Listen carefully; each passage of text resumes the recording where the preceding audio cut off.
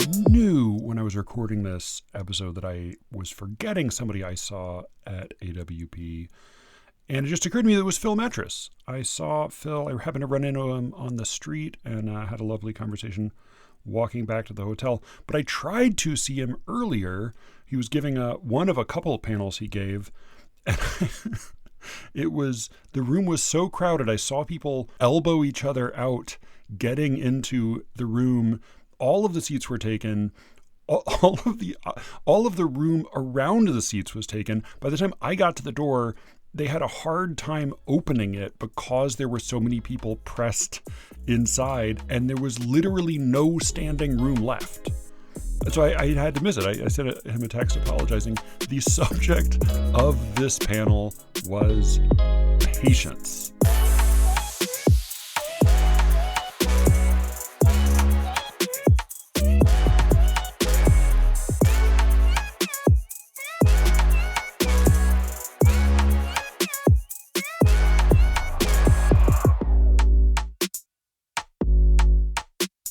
I'm Matthew Buckley Smith, and you're listening to SLEERICKETS, a podcast about poetry and other intractable problems.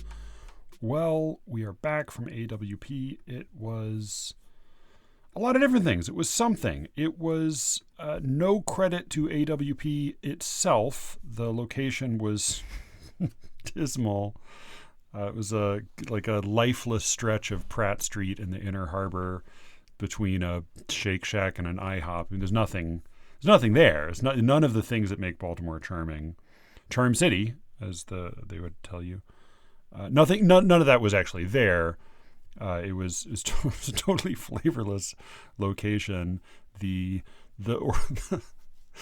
fucked up my registration. They failed to on the first morning of the first day by 10 a.m. their main coffee dispensary had run out of coffee. It was a mess. The most popular panels were in the smallest rooms, and vice versa. And the least popular panels were in the largest rooms, my own included. Cavernous ballroom, filled to 1/15 capacity. It was, so the people who run the organization, the people who run the AWP get zero credit, but a lot of wonderful people were there, and I had a lovely time seeing them, in most cases outside the conference itself. And I will say, I've a lot to cover, but I will just say, this was a conference, this was a poetry or a literature conference, in which I actually was prompted to think in new ways about literature on a couple of occasions, and I'm grateful. That's not the norm. That's not the norm. And I think there's something else that they may be doing better than at least the ALSCW, which is my primary other conference of this sort that I have a lot of experience with. All right, first though, there's a lot of news to cover. Brian Platzer, his new book is out, The Optimists. It is terrific. I just finished rereading it. It is better than I remembered, and sadder and funnier too. So you should definitely go buy that, The Optimist by Brian Platzer. And after you read it, or even before you read it, go to Amazon and give it a 5-star rating. It does make a difference. It makes it easier to find. I seldom, if ever, pester you to give this show a 5-star rating on Apple Podcasts or Spotify or wherever else, which you're always welcome to do. But take that guilt and go apply it to Brian's book at Amazon, at Goodreads. Give The Optimist 5 stars, and more importantly, buy it. It is well worth it. Also, if you want a little preview, go to The Gist, a legitimately popular mainstream podcast hosted by Mike Pesca. Brian is his guest on a very recent episode of The Gist. Go check that out. He is charming as always. Mike Pesca is very good at not stopping talking. And Brian is a terrific guest, to no one's surprise. Brian Bridger, former guest and friend of the podcast, has a new essay in the Hudson Review. It is actually the featured essay, like the main headline, top of the cover essay. in the Hudson Review. It's called A 19th Century Literary Culture Lives On, The Mysterious Case of Gothic Verse Narratives. Brian Roger wrote a terrific essay, of which I have read, I think, like 70%, because I skipped the part that was about me. It is not just about me, but it's about a trend in poetry, and specifically a poem by Dana Gioia, a poem by Claudia Emerson, and a poem by me. I didn't read his treatment of my poem, but I don't know that I think it's a Gothic verse narrative. It's a verse narrative, I guess, but I don't know that I don't know. But the rest of the essay is very good. You should go check it out at the Hudson Review, the winter 2026 issue. A 19th Century Literary Culture Lives On, The Mysterious Case of Gothic Verse Narratives. I'm giving a reading this Saturday in Durham at the Meddlesome Theater. It is the Bull City Press reading series, or one of their reading series, hosted by Ross White. He has been doing this for ages. He's a very, very good reading series host and general man about town of poetry. I'm reading with Alice Martin, a writer of fiction, Saturday, March 14th at Meddlesome Theater at 6 p.m.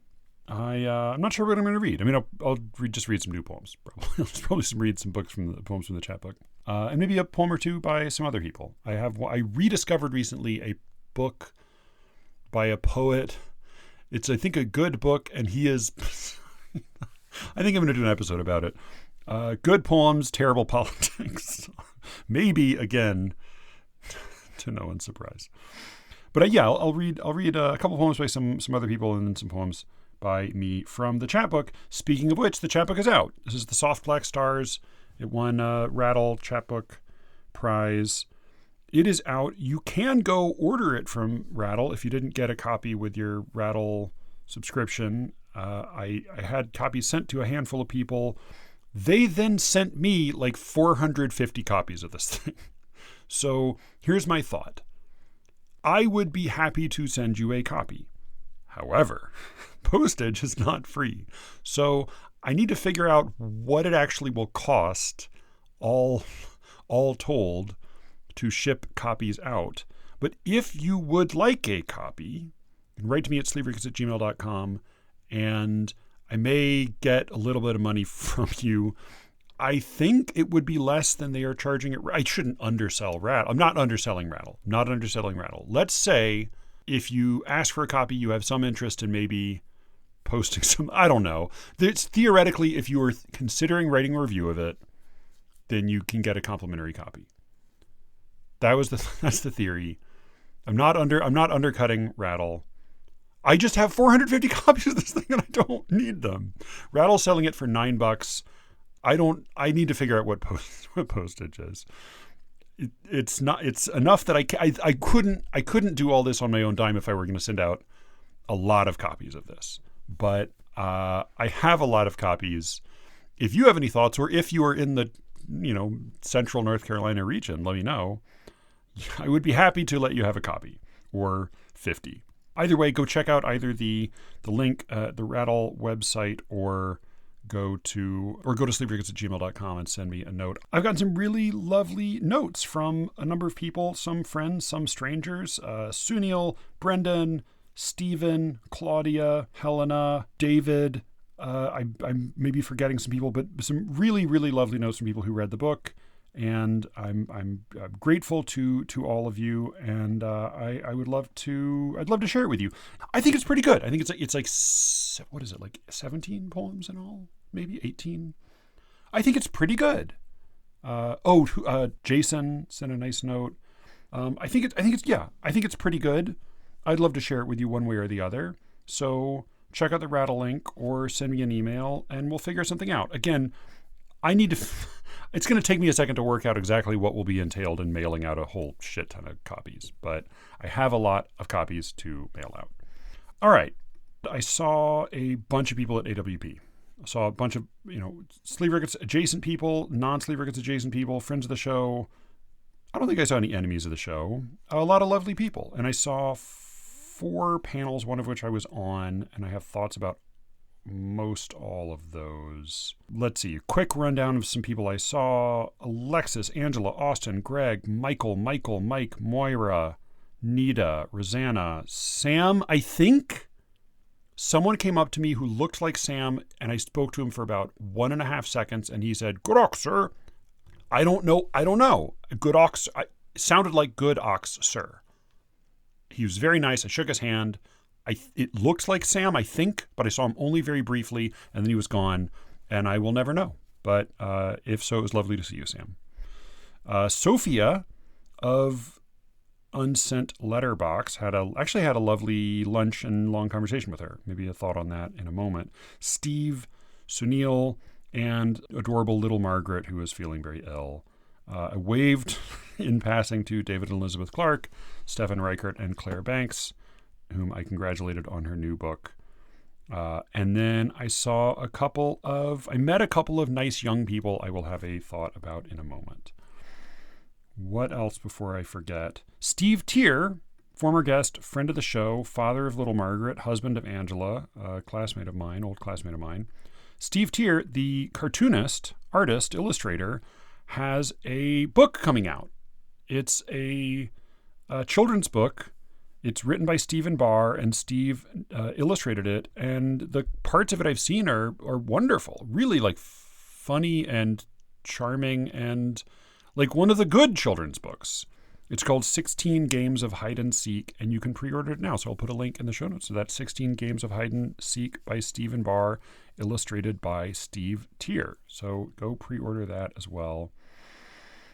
Sophia Kavlin Castaneda runs the Unsent Letterbox. I think we're gonna correspond a little bit. I may try to get her on the show. She took me to lunch at IHOP, and we talked shop, and she was a total delight. She has a very different perspective and angle on poetry than I do, but she is a big fan of Nietzsche.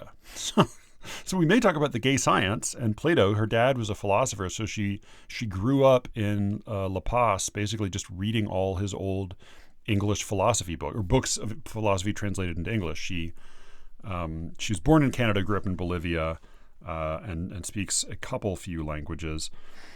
But we may talk about the gay science, which, for those of you who don't remember, the gay science in question is poetry. That's what he was referring to. Economics is the dismal science. Boxing is the sweet science, and poetry is the gay science.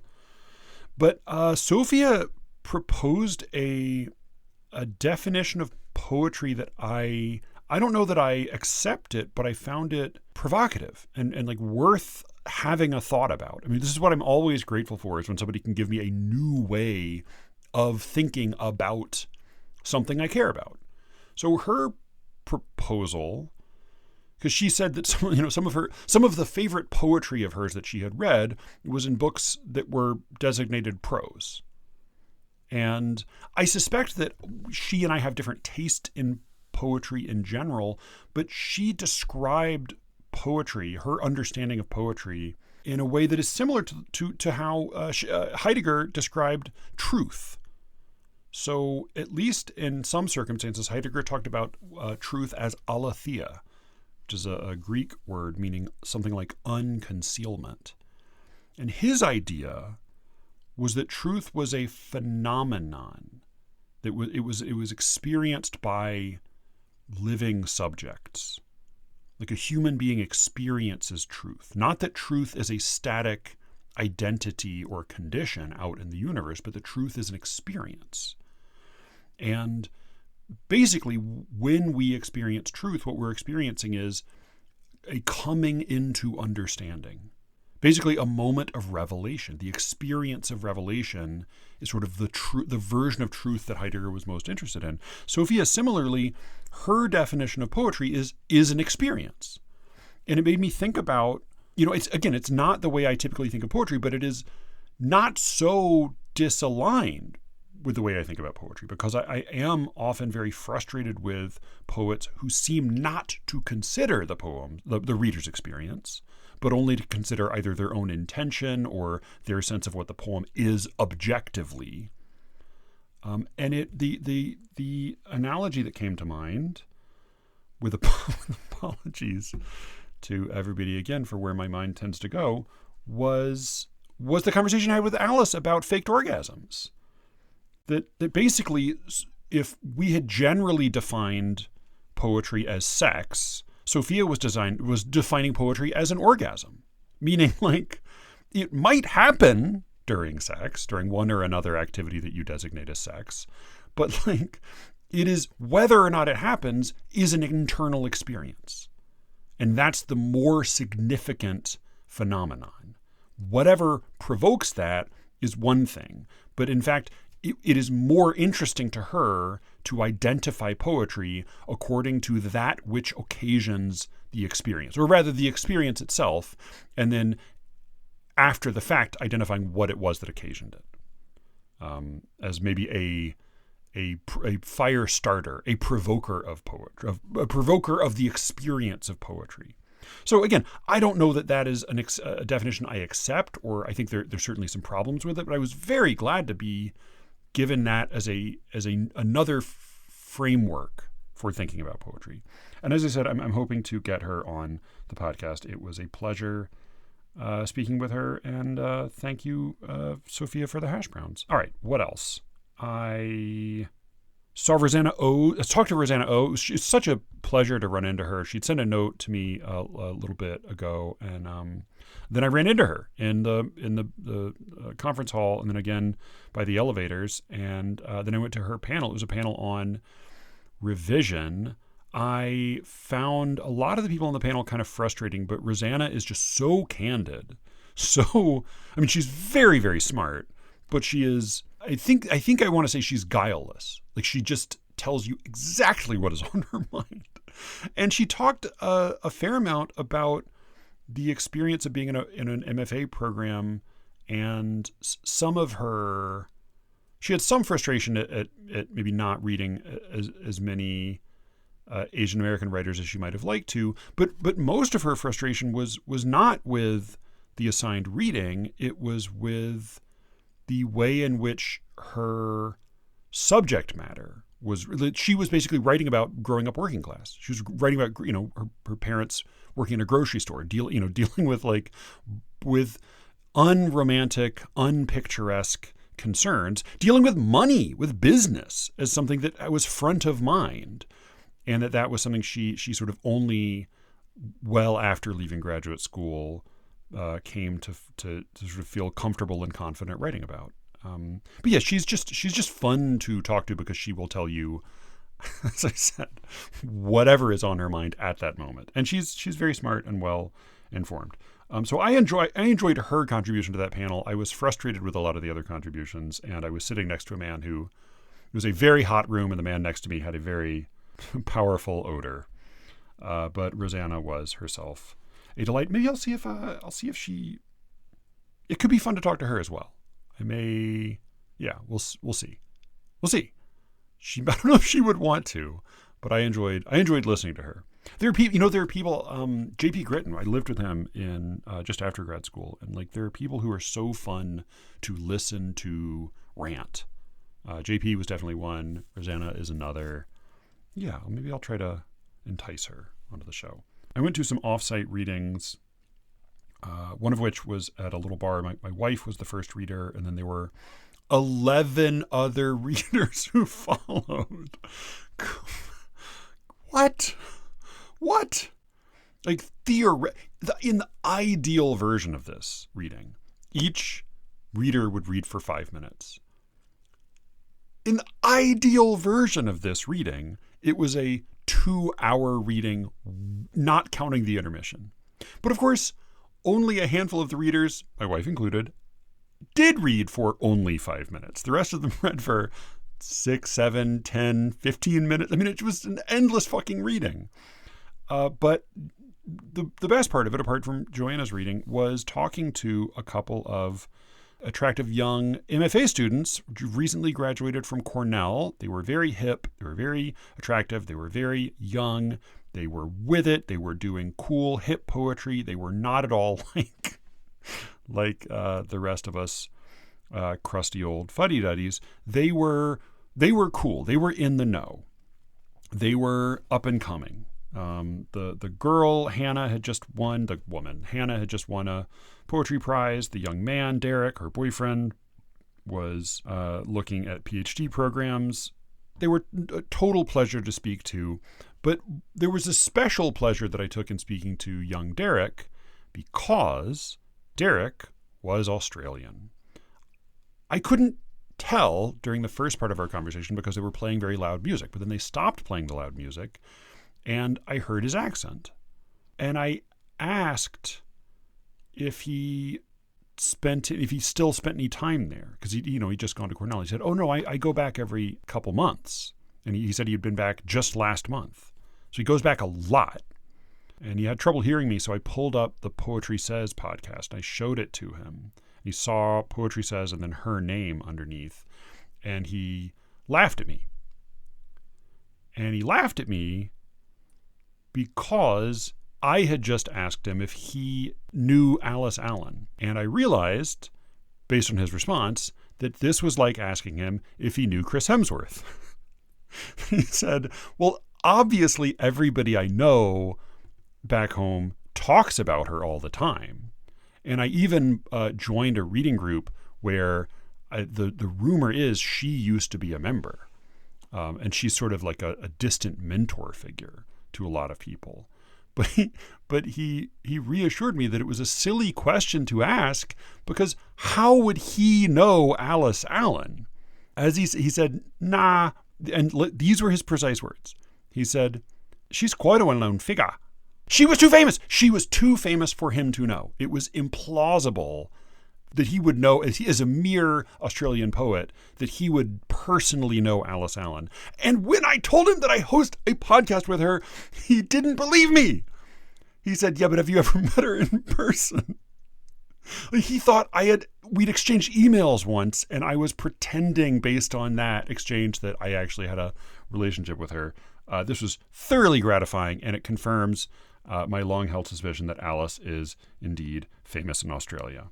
So thank you to Australian Derek. Thank you to American Hannah, and Godspeed to both of you. I did a panel on podcasts. As I mentioned before, it was in a 350-seat room, of which, if it had been in a classroom like the ALSCW conference panels are in, then we would have had a terrific turnout.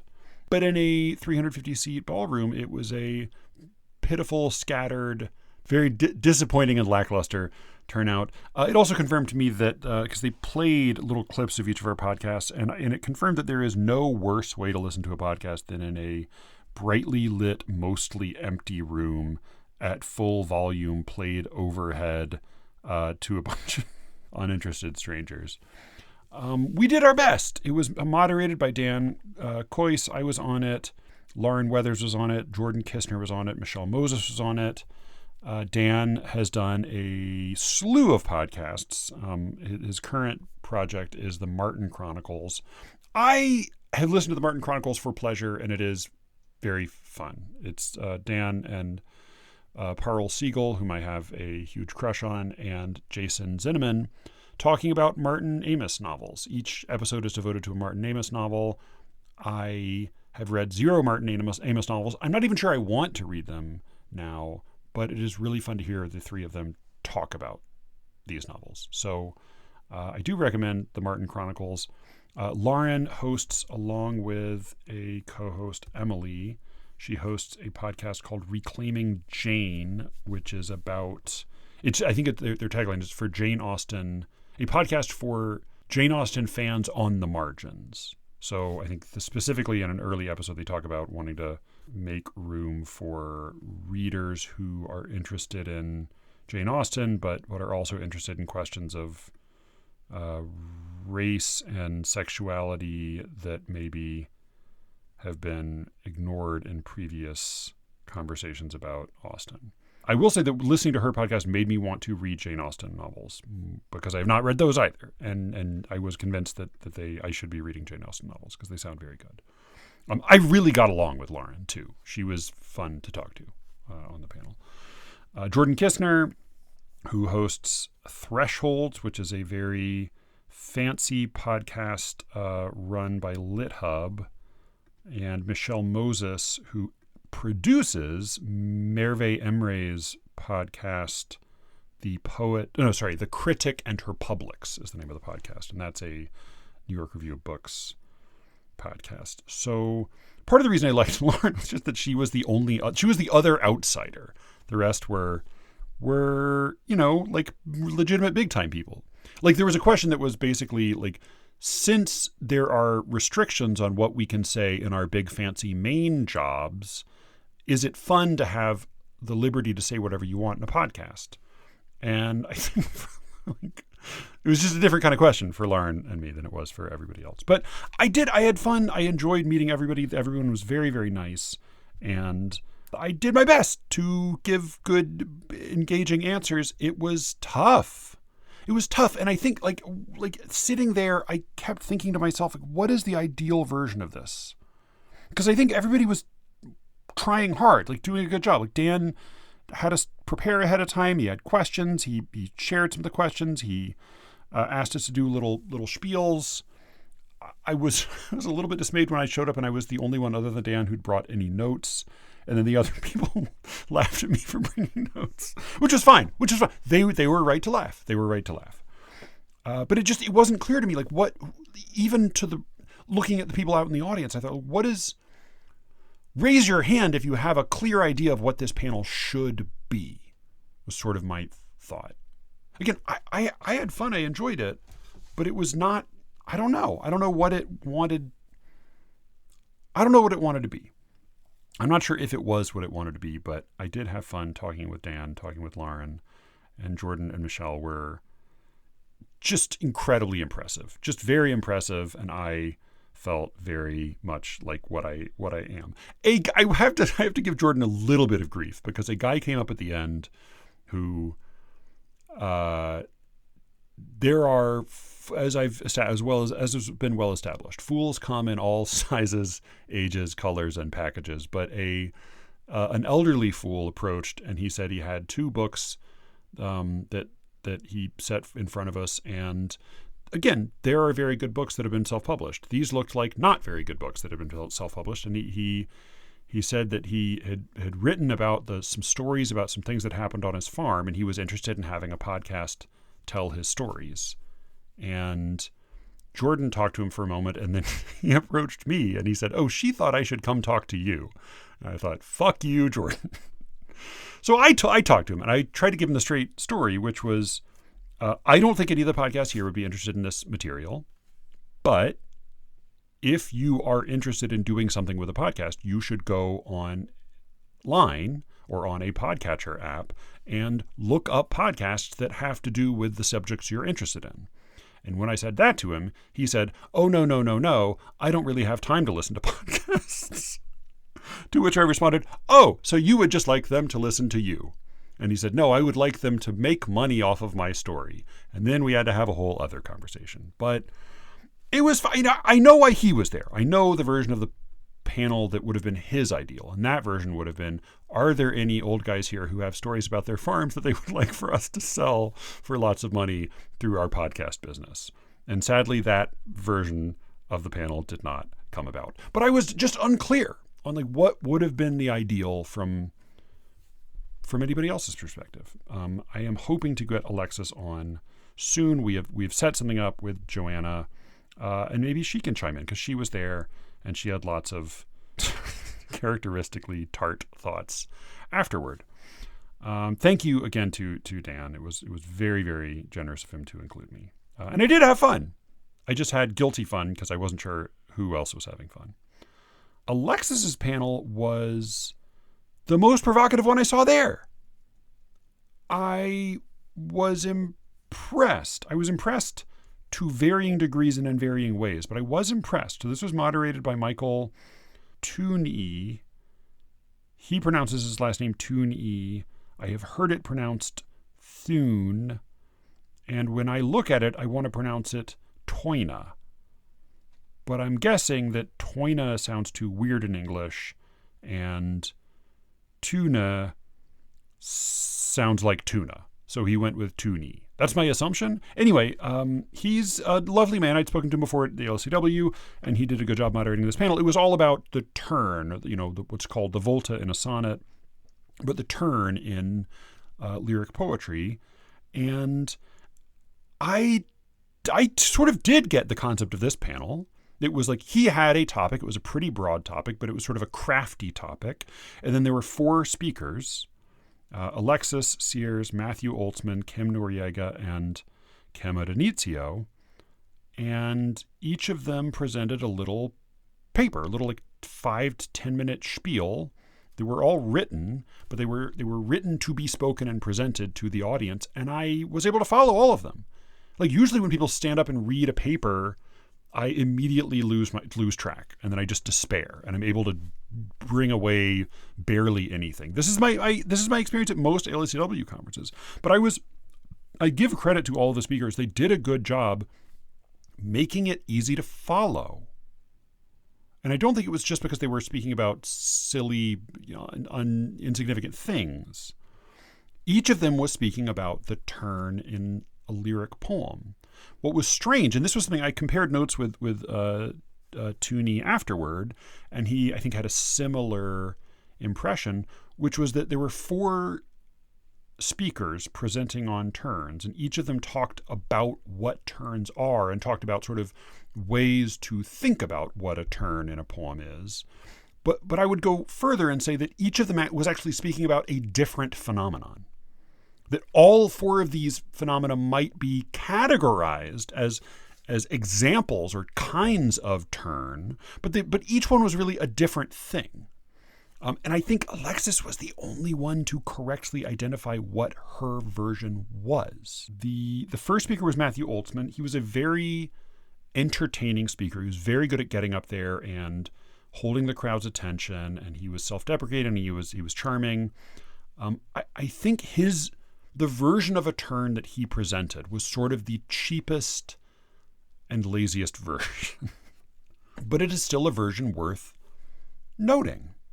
And that is what I would call the ambush. So his version was basically I have accused him in the past of writing woe-neat fact man poems, and I think that's sort of true. But he was talking about poems that have sort of the structure of Lying in a Hammock at William Duffy's Farm in Pine Island, Minnesota by James Wright, or any number of other poems by James Wright that follow the formula that I think I articulated in an early episode of the podcast, which is something along the lines of jibber jabber, line break, revelation. You establish a winning voice, and then you lose the reader a little bit in the sort of density of either of your circumlocutions or of your precise description or whatever you're doing. You get in the weeds a little bit, and then you pop back out of the weeds at the very end with a stark, unmistakable, slightly surprising sort of wisdom statement. And this was what he was talking about. And he gave several examples of poems, and then he concluded just by literally reading out 10 Stephen Wright one-liners in a row. Stephen Wright's great stand-up comic, but it was this is a little odd. He just ended the speech by just reading out a bunch of Stephen Wright one-liners, pausing for laughter in between each one, and then saying, "Okay, I got another good one here." Honestly, not the worst thing I've seen someone do in a panel. I was fully paying attention and entertained throughout. But he basically introduced the turn as an ambush, as dick around charmingly for however many lines, and then in the last line, pop in with a single line, stark pronouncement, and you will make the readers go, ah. He gave an exercise to his. He gave an example of an exercise he gives his students that did remind me very much of. It made me want to stop him afterward and say, and tell him to go listen to Alice's episode on the American Ecstatic, which you too should go listen to if you've not yet listened to it, because he one of the assignments he gives his students is to write a poem no longer than a page that begins with a joke and ends with a prayer. And there may be some other element in the middle. But that ends with a prayer and he's of course not teaching at a religious school, but what it suggested to me was that, as in keeping with Alice's theory of the American ecstatic, that prayer was really just a sort of a convenient mode of authority that American poets felt like they had ready recourse to. You could just sort of summon up the mode of prayer, and then that would immediately inform the audience's response. And I don't pray anymore, and I don't believe in things to pray to, but I also feel like vaguely offended on behalf of people who do pray. It just feels like, it's not that praying in a poem is bad, it feels cheap and mercenary, right? Like, I don't know, there's something about that seems like in saying that, it should have been evident to him what the problem was with that. Maybe not. Maybe I'm wrong. But at any rate, I was grateful to him for giving that talk, because it did clarify that, like, okay, one of the things people might mean when they talk about a poetic turn is simply an ambush, is simply jibber jabber, line break, revelation. Okay. I'm going to do these out of order because the order was not, they were not in an ascending or descending order. The second I will talk about is Kim Noriega, who I think was the wrongest of the group, but whose version of a turn was at least more interesting than the ambush. So she won over the audience with some anecdotes about muscle cars, because she grew up in Cleveland and she liked muscle cars growing up and liked to talk about muscle cars, and had an evocative description of a Charger. I'm not a muscle car guy. A specific muscle car that a friend of hers had, and so on and so on. And she talked about the turn in a poem as the revving up in the middle. She kind of talked about the mid-poem turn, revving up. We rev up, the poem really goes into overdrive, really revs up in the middle. And then you get this other, then you get the turn. And then she gave two examples, both notable, and both of them had a mid-poem turn, or at least like a mid-poem turn, and then maybe in one case even more of a turn toward the end that was sort of predicated on the turn at the middle. And both of those poems operated in the same way, and yet to call that same way a revving up is sheer nonsense, is just nothing, is just not a description at all. Because what both of the poems had in common, and they were, I have the site pulled up here, the two poems she talked about were The Same City by Terence Hayes and Maps by James Barker Hall. And I liked the Terence Hayes poem more than the Maps.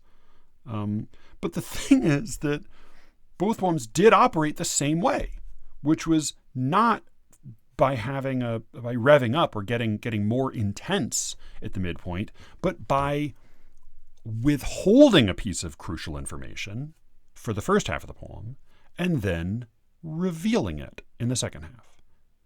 So it was not that the author discovered something or the speaker discovered something. It was that in the first half of Terence Hayes' poem, he talks about an encounter with his father, and then he's also dealing with his girlfriend's baby, who is not his biological child.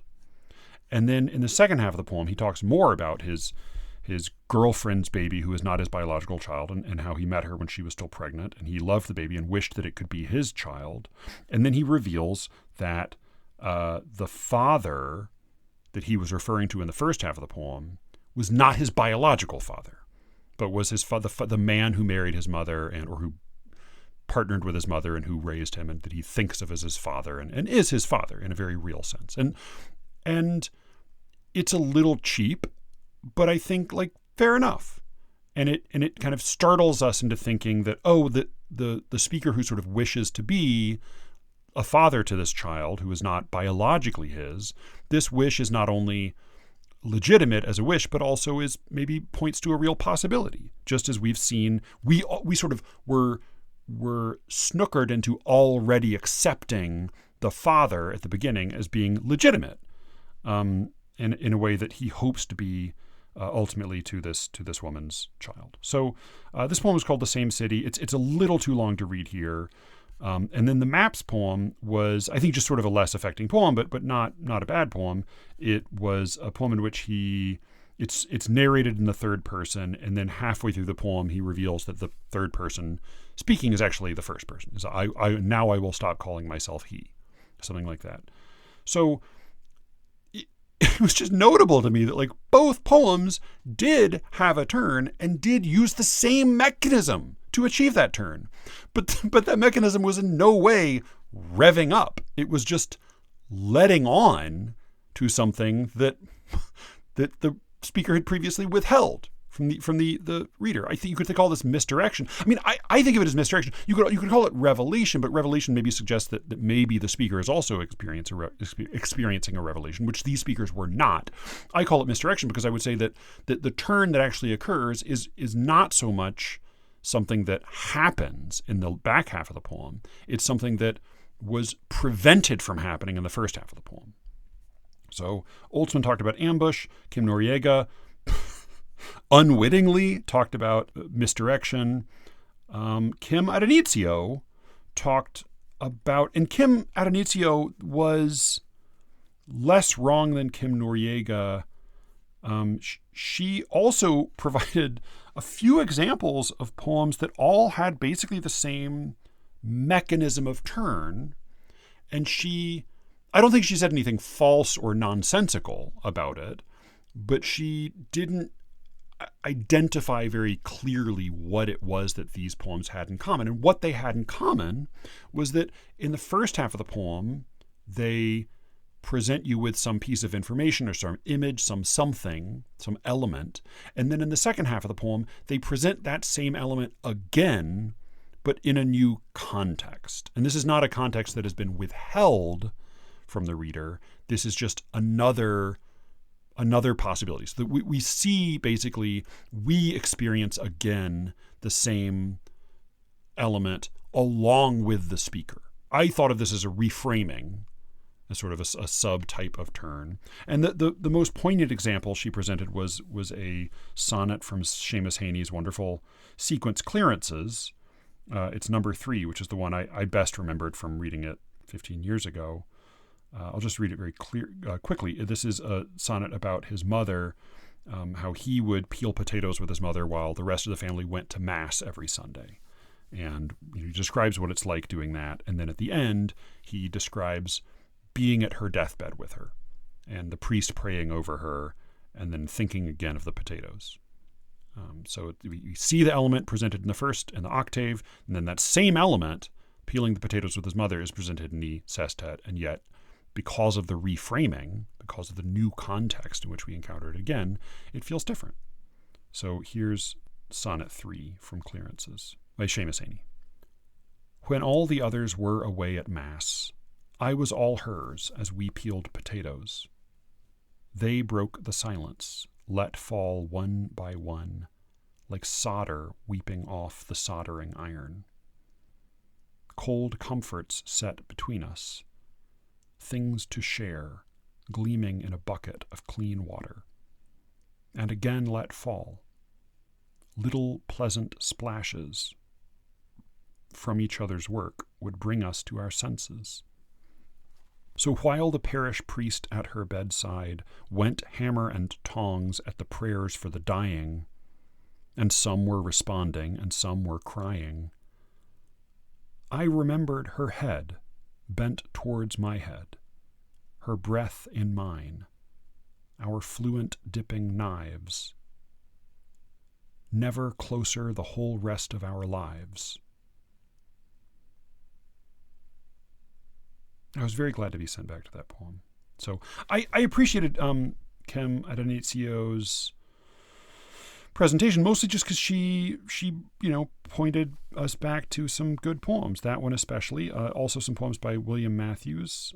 She was taken with his one-line poems, which I think are not his best, but he was a funny poet.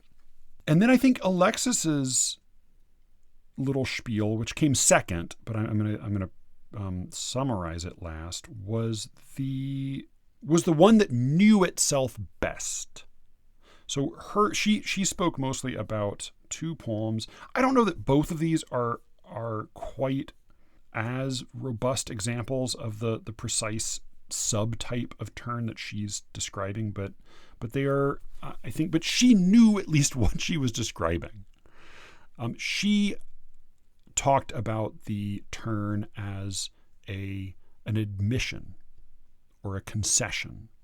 That is, whereas in Kim Noriega's version, in the misdirection, the speaker knows something and knows that he is withholding it from you in order then to get the better of you by revealing it to you later.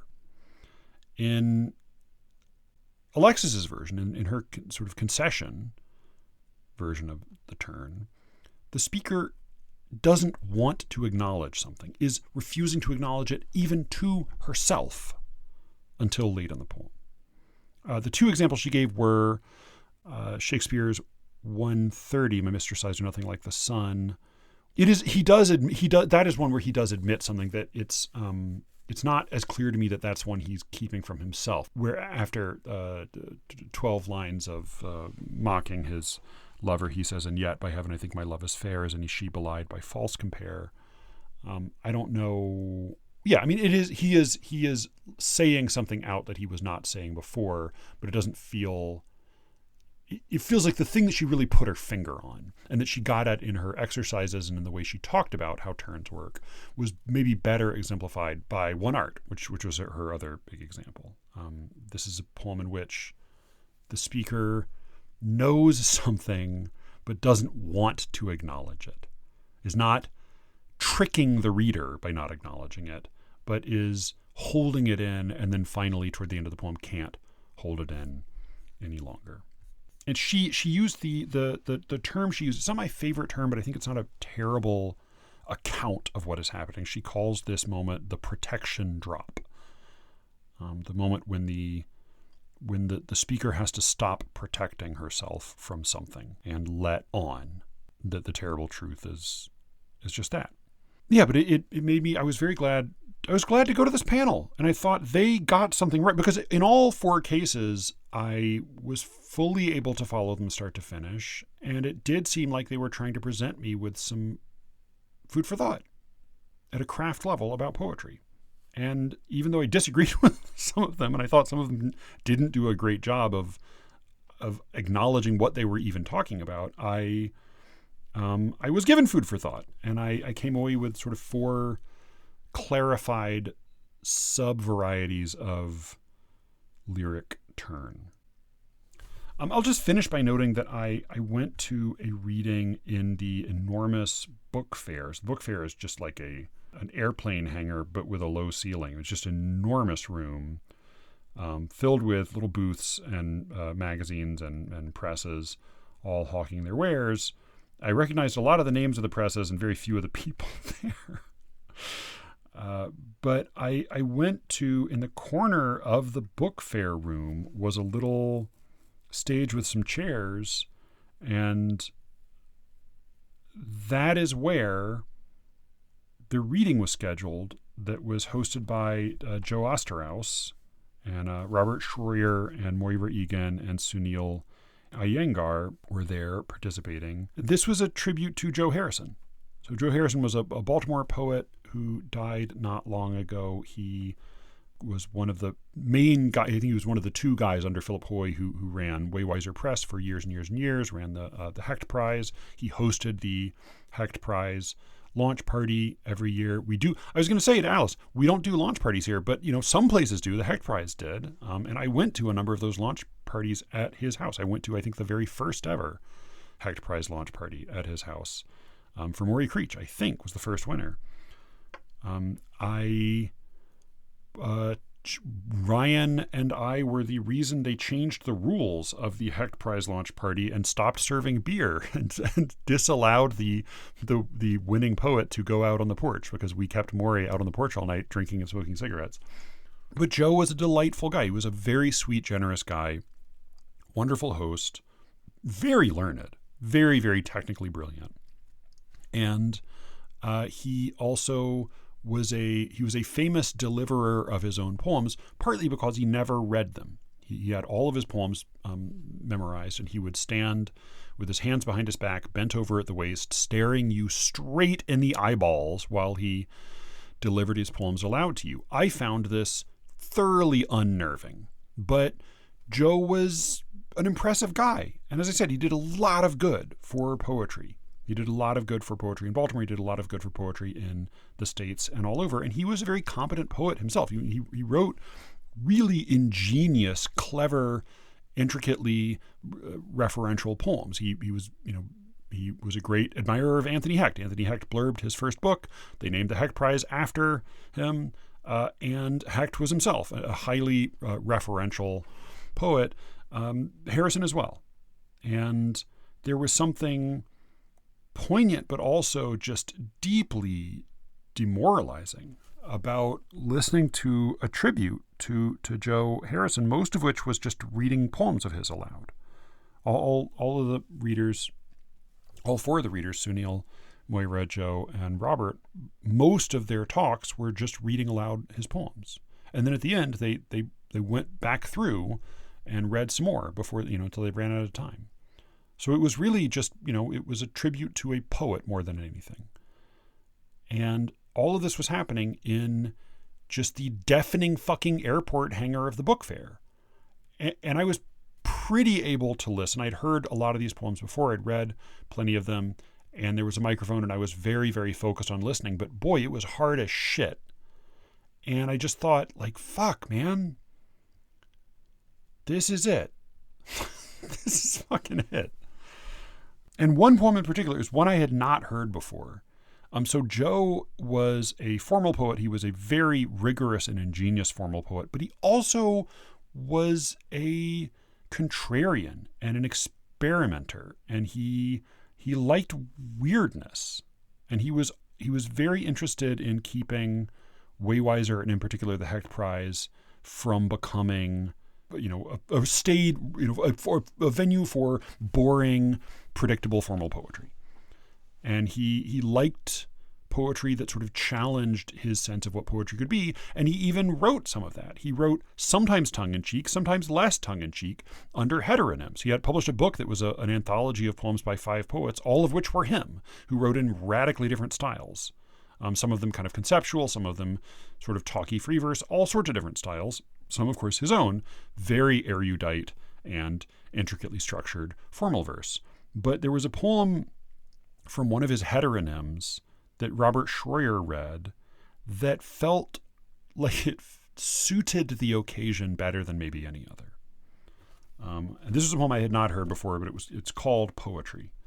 So I thought I would close just by reading this, because it felt like I was watching this poem being enacted as I heard it read aloud in this big, noisy room with hundreds of strangers milling by, paying no attention to the small group of, mostly gray-haired or balding or white-haired or just sad and broken people sitting in the corner listening to a dead poet's poems read aloud. But it also made me think, God bless Joe. So this is Poetry by Joe Harrison. It seems to frighten people when you say it. At a street corner, or on a bus, in a diner, or during a cocktail party. People look at you like you're crazy. Crazy to do that. No one listens to what you're saying. You make them uneasy. They hurry by. Get off. Pay up. Go look for Frederick. A woman politely tries to persuade you to stop. But it's what you like to do, and you keep doing it. A man in a suit angrily demands that you shut up. We've heard enough of this shit, he shouts. Enough of this shit! But it's the middle of the first book of your epic. The doomed hero's exhorting his companions. Someone seems to have summoned the police. The hero sings out, "Let's fight like cornered wolves." Suddenly furious, the police beat you. The people applaud as they drag your mouth away. He was a nut, they mutter. He was a crazy. In memoriam, Joe Harrison. All right, that's all for now. AWP was good. It was bad. It was a lot of different things. The people were good. The conference was middling. It was good to see. We did get into a little bit of actual Baltimore. We went to Frazier's and the Owl Bar, and I briefly felt like I was touring my own 20s at a distance of too many years. Thank you all for listening. You can reach me, as always, at SLEERICKETS@gmail.com. Go buy Brian's book, The Optimists. Pre-order Steve Tier's book, 16 Games of Hide and Seek with Stephen Barr. Come see my reading with Alice Martin this Saturday, March 14th at Meddlesome Theater in Durham at 6 p.m. Read Brian Bridger's essay in Hudson Review, and let me know if you would like to read my chapbook and or go to Rattle, and or I'll figure out some postage. But more to come on many fronts. And in conclusion, Alice is famous in Australia. We knew it all along. With any luck, I will be speaking to you again very soon. Until then.